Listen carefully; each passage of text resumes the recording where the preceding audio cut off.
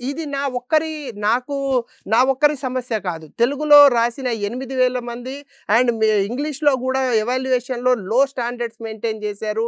Parity maintain చేయకపోవడం వల్ల even like immaterial of the medium చూసాను.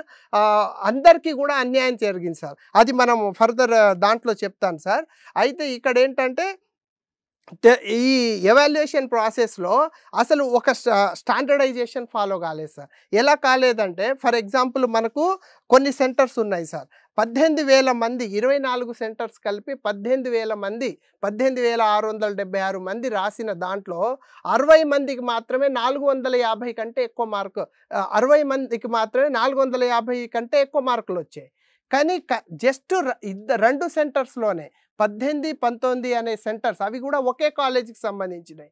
మళ్ళీ దాని చుట్టుపక్కల సెంటర్స్ ఈ నాంపల్లి దాని సరౌండింగ్ సెంటర్స్‌లో గనక 5, 6 సెంటర్స్‌లో కలిపి మనకు మొత్తం 2,700 మందికి దగ్గర దగ్గర మార్కులున్నాయి సార్.